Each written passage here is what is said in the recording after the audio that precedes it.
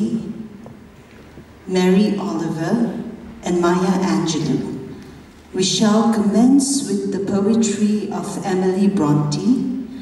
The poem is a declaration of the poet's unshakable faith in God, and despite living in a world of suffering and loss, the poet sees no reason to despair. A real faith in God assures the poet that death has no real power, and in God is the everlasting life.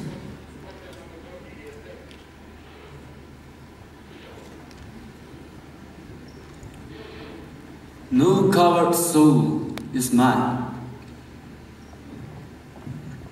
No coward soul is mine.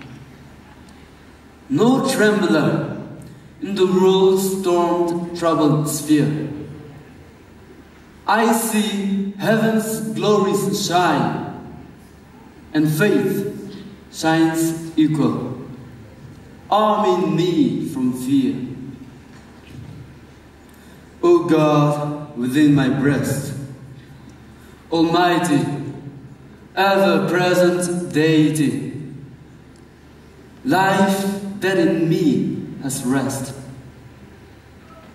As I, undying life, have power in thee. Vain are the thousand creeds that move man's hearts, unutterably vain, worthless as withered weeds, or idle as froth amid the boundless main. To waken doubt in one holding so fast by thy infinity, so surely anchored on the steadfast rock of immortality. With wide embracing love, thy spirit animates eternal years, pervades and broods above, changes, sustains, dissolves, creates and rears. Though earth and moon were gone, and suns and universes cease to be, and thou wert left alone, every existence would exist in thee. There is not room for death, nor atom that its might could render void. Since thou art being and breath, and what thou art may never be destroyed.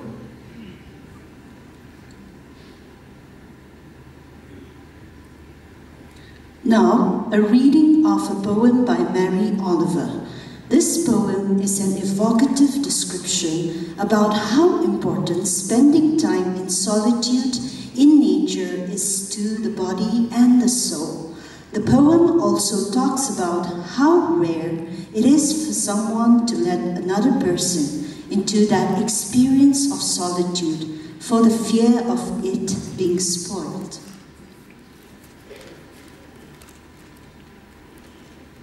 How I go to the woods. Ordinarily, I go to the woods alone, with not a single friend, for they're all smilers and talkers, and therefore unsuitable. I don't really want to be witnessed talking to the catbirds or hugging the old black oak tree. I have my way of praying, as you, no doubt, have yours. Besides, when I am alone, I can become invisible. I can sit on the top of a tube as motionless as an uprise of winds, until the foxes go by unconcerned. I can hear the almost unhearable sound of the roses singing. If you have ever gone to the woods with me, then I must love you very much.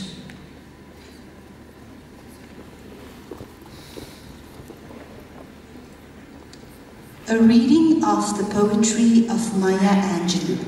This is a type of protest poem.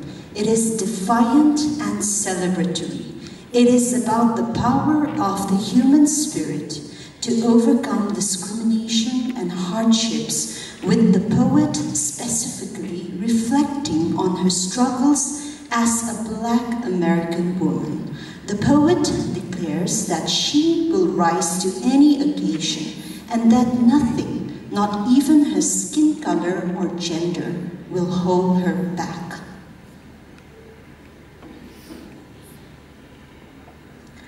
Still I rise. You may write me down in history with your bitter, twisted lies. You may drop me in the very dirt, but still like dust, I'll rise. Does my sassiness upset you? Why are you beset with glue? 'Cause I walk like I've got oil wells pumping in my living room.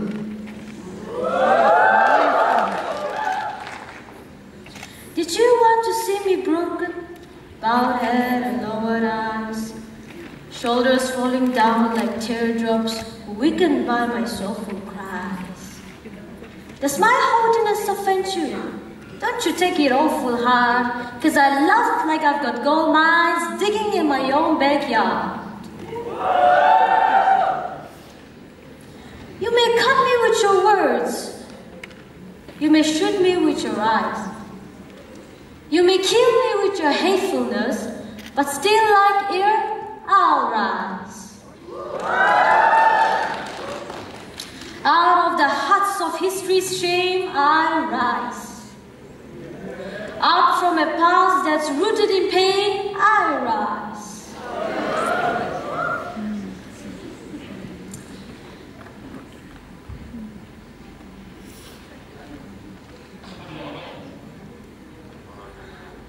Living behind nights of terror and fear, I rise.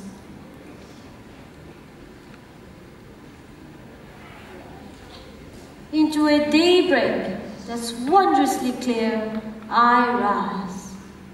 Bringing the gifts that my ancestors gave, I am the dream and the hope of the slave. I rise, I rise, I rise.